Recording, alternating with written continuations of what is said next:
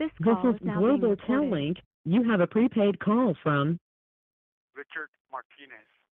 an inmate at the Centinela State Prison, Centinela, California. This call and your telephone number will be monitored and recorded. You have a prepaid call. You will not be charged for this call. To accept this call, say or dial 5 now. Thank you for using Global Tel-Link. Hey, what's up, dude? Hello, Richard. Yeah. Thank you for calling me back, and Bro. I want to welcome you to the podcast. The name of the podcast is "You Got a Collect Call From," which is I would say it's everybody that has a friend that's incarcerated would be familiar with that with those words. You have a collect call from, or now I think more nowadays it's more you have a prepaid call from.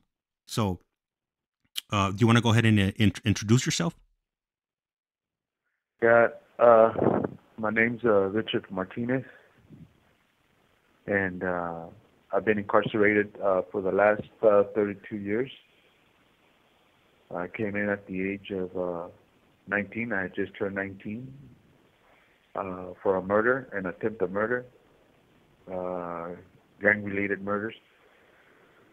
And I started doing my time at the age of 19, and now I'm 51. Wow. Every,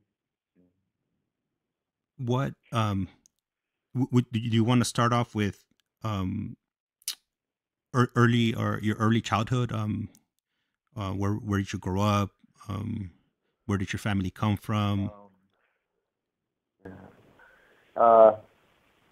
I grew up in, I was born and raised in Oxnard, California,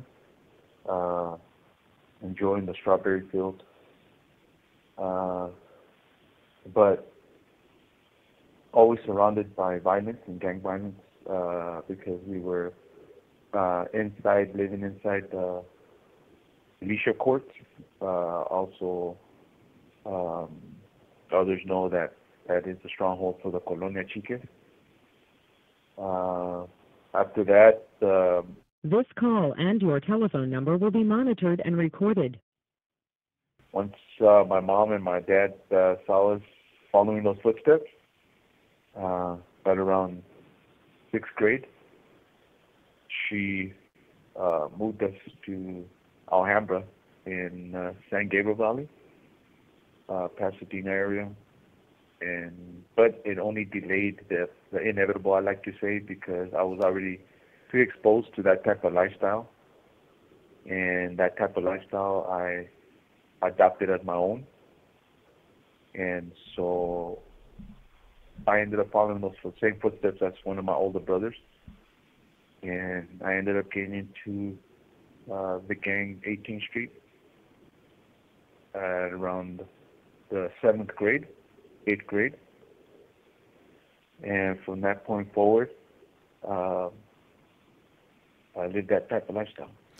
What year was that in that you moved to Alhambra? This was around 19, I want to say 84, 85. We were removed from McKinley in Oxnard, McKinley 6th grade elementary, and we're put into Northrop in Alhambra, the 7th grade, where I completed the 7th and the 8th, and then from there I went to St. Mark Keppel High for about a year before I got kicked out. Transferred to St. Gabriel High, tried to return back to Alhambra High, but after the 11th grade, I stopped going to school. So in Alhambra, what was the like racial makeup in that area during those years? It was more 40% Asian, 40% Mexican, and 20% rest whites, African American, and other races. So during that time, were you you were having problems at school? Did you get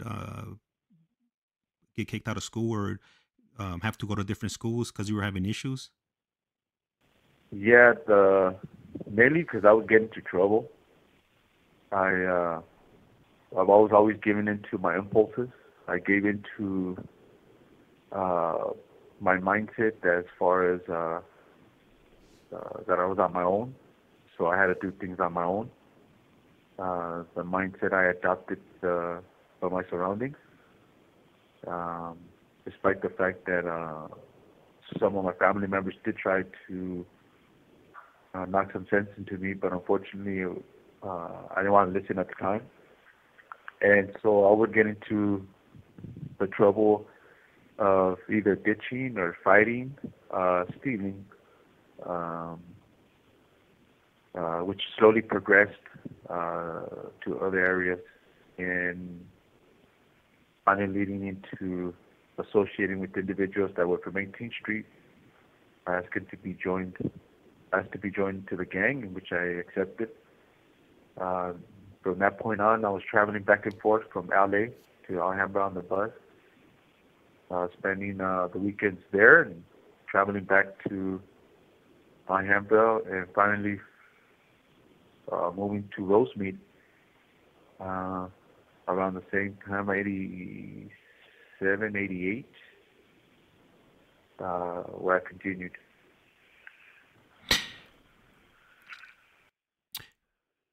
So you're telling me, so these were kids that you're going to school with, and Yeah. you guys were friends, and they happened to be part of a gang, of a street gang.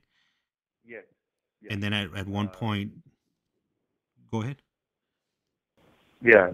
At that point, that's when because I considered it my friends, uh, I had that misguided sense of solidarity, and so I would back them up in fights and doing everything that they actually asked of me. But in reality, it was just my low self-esteem at the time, where I just wanted to fit in, trying to figure out who I was, um, going through my own demons at such a young age, and I didn't know how to actually deal with it, and so I began to lash out in different areas, and just to try to fit in, I would do what they would do, or I would do what they me to do, and once that started, I actually developed um, This call and your telephone number will be monitored and recorded. a liking to it. I developed a sense of I liked the way that they treated the person uh, that did those things, despite the fact that some of the things I did, I was filled with fear, but I never showed it. Um, and it, like I said, it progressed from that point forward, So and I lost myself in the person I created. let me ask you, before you joined the neighborhood, did you go to the neighborhood before you joined? So you knew how this area was before you joined? No, and that was the joke I've always dealt with my entire life, was that I never even went to LA.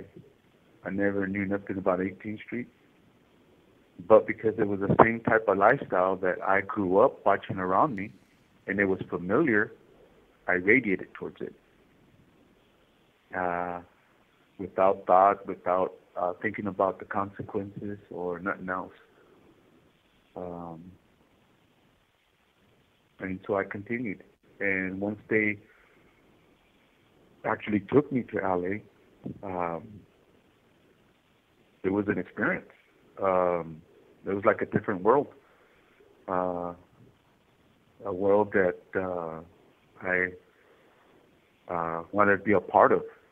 world that I found myself willingly doing everything I can to be a part of.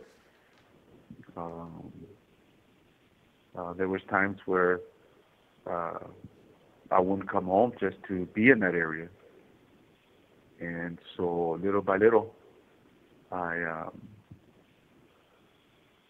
I got worse with my crimes, with my attitude, and with the person I started creating to live that type of lifestyle. Do you remember what was the first arrest that you had?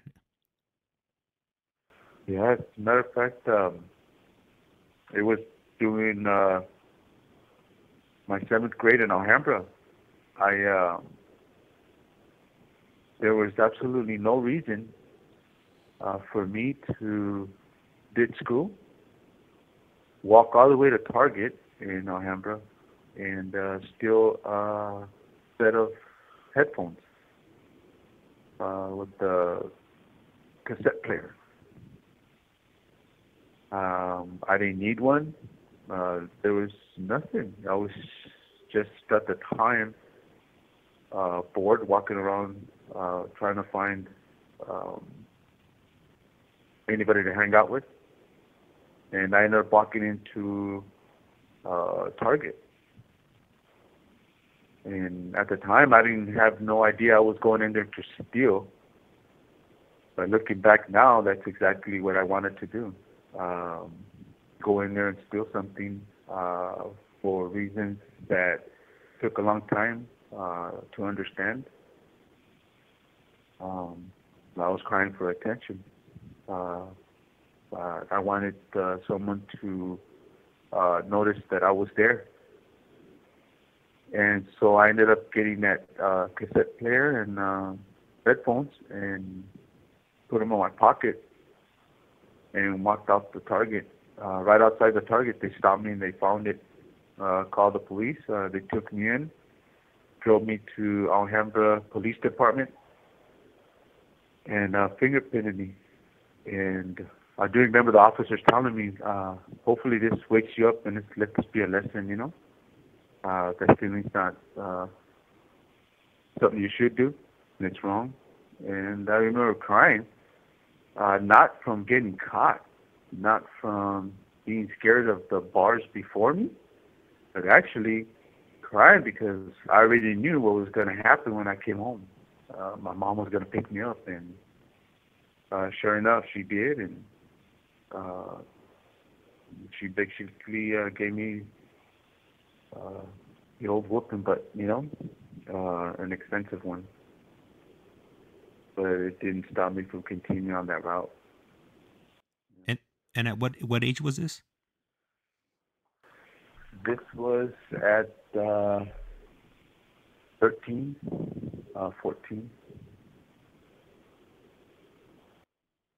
And as time passed, did your the type of activities that you were doing did they get any worse or did they stay the same? No, they escalated, and I chose to escalate them because when I participated in a fight, uh, I actually got high fived. I actually got praises. And so that love that I was searching for, that something I was searching for, I misguidedly found it in uh, the criminal world, in the gang world. And You have 60 seconds remaining. same kids that were going through the same things I was, and I took it for that's what it was. At the time, I didn't know no better. I didn't want to know better, and so I accepted the praises as part of that, and so I enjoyed it, and so that's why they escalated. I escalated them because the more you did, the more praises you received, the more accolations you received from everybody around you, and I took that as a sign of power, as a sign of respect. Uh, but at the end of the day, they were all misguided, of course, and so from that point on, I progressed into uh, stealing cars, into robbery, into carrying guns, selling drugs,